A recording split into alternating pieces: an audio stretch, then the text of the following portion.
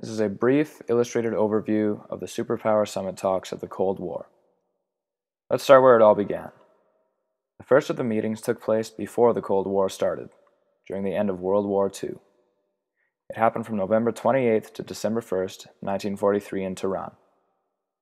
American President Franklin D. Roosevelt met with British Prime Minister Winston Churchill and Soviet leader Joseph Stalin. Stalin wanted to make sure that the other two were still on board for the planned attack they had promised on German-held Europe, with the follow-through of an attack on Japan. The tension between the countries had not yet even begun. Meeting 2, February 4th to 11th, 1945, in Yalta. The same three men met, and Stalin complied with the proposed idea of a four-power occupation of Germany, with the affirmation of an invasion of Japan. However, tensions soon rose as Stalin violated the Yalta Agreement to ensure his power over Poland. Of course, the other two powers were not happy, and Roosevelt called him out for betrayal of the Yalta Agreement. After Roosevelt's death, an agreement was signed at another superpower meeting between Russia, Britain, France, and America to go along with the division of Germany into four parts. These meetings came to a screeching halt, as tensions were still high with the lingering beginning of the Cold War.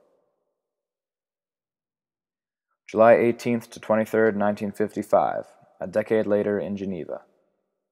President Dwight Eisenhower met up with Soviet Premier Nikolai Bulganin and Communist Party chief Nikita Khrushchev.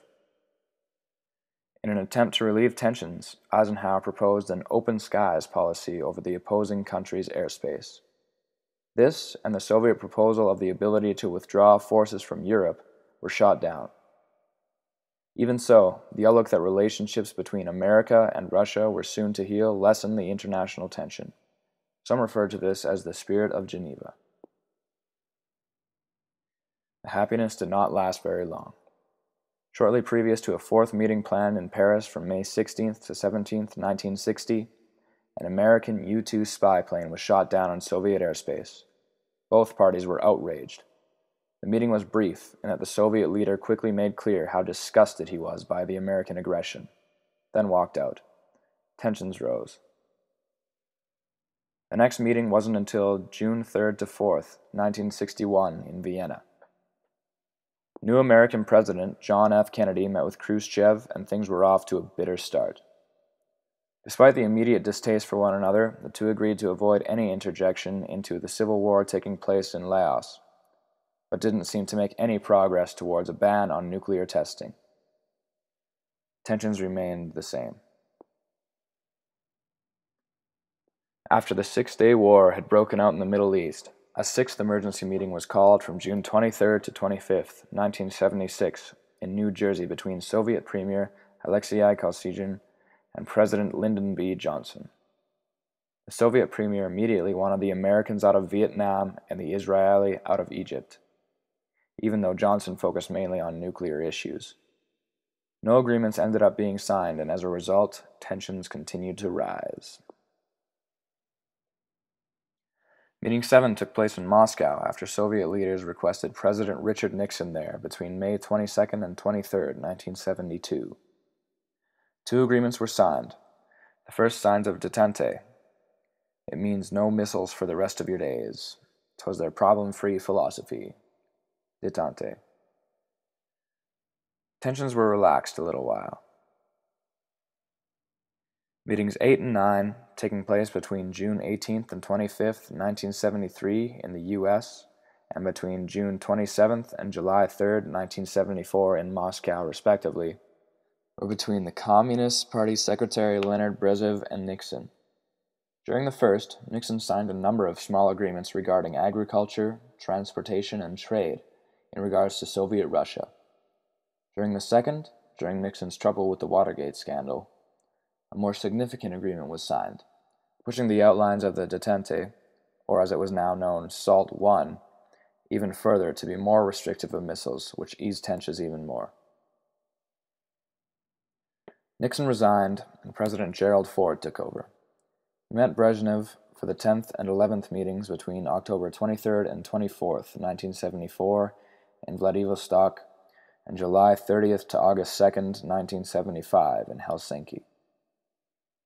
Many citizens had become critical of the SALT I agreement, which called for reform.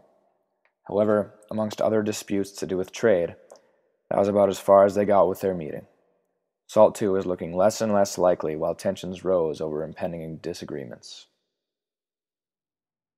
The criticism of SALT I grew still as Jimmy Carter was elected. However, when he met with Brezhnev in Vienna between June 15th and 18th, 1979, the disagreements about trade had deteriorated, and the two were able to focus on what mattered most, SALT II. Tensions were relaxed as the agreement was signed, but without warning, the agreement was annulled by the Senate conservatives. With that and the Soviet invasion of Afghanistan, tensions were through the roof. Ronald Reagan had joined the race at a very bad time, but he was hopeful. Despite fears of nuclear war and terror, Reagan met with a reformist Soviet premier, Mikhail Gorbachev, on approximately 5 separate occasions.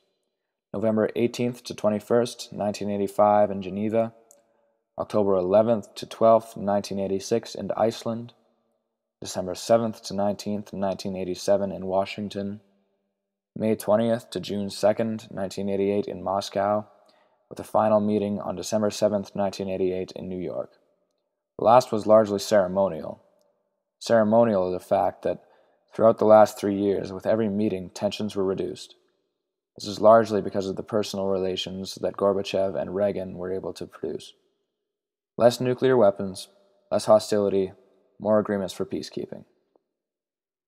In a final meeting on July 30th and 31st, 1991 in Moscow, Gorbachev declared the end of the Cold War as the Soviet Union had finally collapsed. Strategic Arms Reduction Talks, or START, treaties had begun, and the relationship between America and Russia has been strong ever since.